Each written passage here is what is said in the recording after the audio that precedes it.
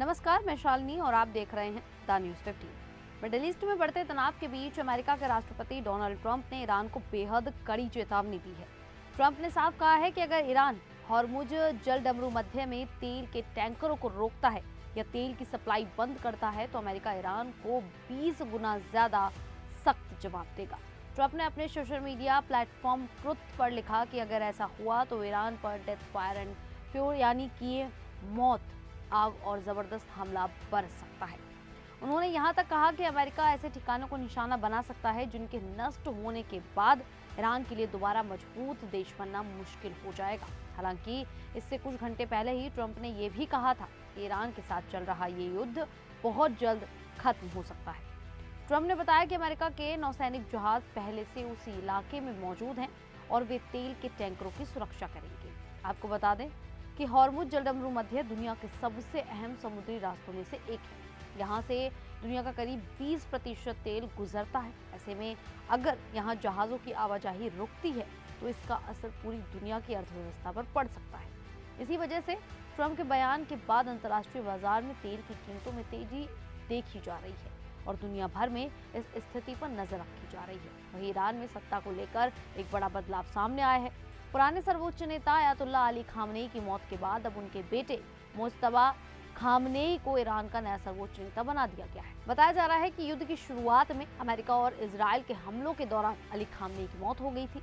नए सर्वोच्च नेता बनाए जाने के बाद तेहरान समेत पूरे ईरान में बड़ी संख्या में लोग सड़कों पर उतर आए। राज्य मीडिया के मुताबिक सैकड़ों हजार लोग इकट्ठा हुए और उन्होंने मुस्तफा खामनेई के समर्थन में रैली निकाली। इन रैलियों में लोगों ने नए नेता की तस्वीरें लहराई, नारे लगाए और उनके प्रति निष्ठा की शपथ ली। भीड़ में डेथ टू इजराइल और डेथ टू यूएसए जैसे नारे भी सुनाई दिए। इस बीच ईरान की ताकतवर सेना IRGC यानी रिवॉल्यूशनरी गार्ड ने भी साफ कर दिया है कि वे नए सर्वोच्च नेता के आदेशों का पूरी तरह पालन करेंगे और जरूरत पड़ी तो देश के लिए बलिदान देने को भी तैयार है।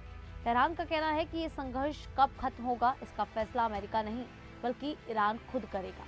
ईरान ने चेतावनी दी है कि अगर हमले जारी रहे तो वे पूरे इलाके में तेल की सप्लाई रोक सकते हैं और क्षेत्र से 1 लीटर तेल भी बाहर नहीं जाने देंगे। मुस्तफा खामनेई को सख्त विचारों वाला नेता माना जाता है और माना जा रहा है कि वे अपने पिता की नीतियों को ही आगे बढ़ाएंगे।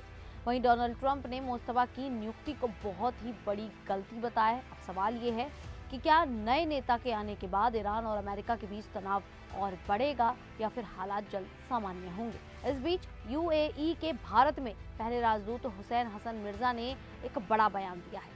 उन्होंने कहा है कि प्रधानमंत्री नरेंद्र मोदी का सिर्फ एक फोन कॉल इस युद्ध को रुकवाने में अहम भूमिका निभा सकता है।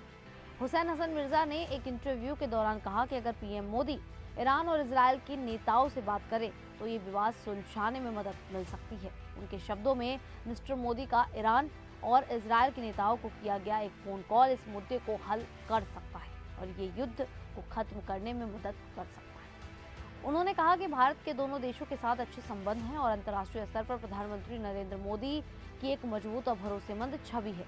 यही वजह है कि उनका एक फोन कॉल दोनों पक्षों पर असर डाल सकता है। मिर्जा ने यह भी साफ किया कि UAE इस युद्ध में शामिल नहीं होना चाहता। उन्होंने कहा कि UAE अपनी जमीन का इस्तेमाल किसी भी सैन्य कार्रवाई के लिए नहीं होने देगा। दरअसल इस बयान को इसलिए भी महत्वपूर्ण माना जा रहा है क्योंकि भारत इस पूरे मामले में तटस्थ रुख अपनाए हुए है और शांति की कोशिशों में भूमिका निभा सकता है। कुल मिलाकर देखा जाए तो हालात इस समय बेहद तनावपूर्ण बने हुए हैं। एक तरफ अमेरिका और इजराइल लगातार ईरान पर हमले कर रहे हैं तो दूसरी तरफ ईरान भी जोरदार जवाब दे रहा है। इस संघर्ष का असर अब पूरी दुनिया पर दिखने लगा है। खासकर तेल के बाजार में भारी उथल पुथल मची हुई है और अंतर्राष्ट्रीय बाजार में तेल की कीमतें तेजी से बढ़ रही हैं। साथ ही डोनाल्ड ट्रंप का रुख भी काफी सख्त नजर आ रहा है। एक तरफ वे कहते हैं कि ये युद्ध जल्द खत्म हो सकता है लेकिन दूसरी ही तरफ ईरान को कड़ी धमकियां भी दे रहे हैं। अब पूरी दुनिया की नजर इस बात पर टिकी है कि क्या आने वाले दिनों में बातचीत के जरिए हालात सुधरेंगे या फिर ये युद्ध और ज्यादा गंभीर रूप ले सकता है। हालांकि भारत जैसे देश शांति और बातचीत के जरिए समाधान की उम्मीद जता रहे हैं। खैर, आप सभी को क्या लगता है, क्या सच में भारत अमेरिका, इजराइल और ईरान के बीच हालात सही करवा सकता है? तो आप हमें कमेंट करके अपनी राय जरूर दें। अभी के लिए इतना ही, फिर हाजिर होंगे ऐसे ही देश और दुनिया से जुड़ी बड़ी खबरों के साथ। तब तक के लिए देखते रहिए द न्यूज़ 15।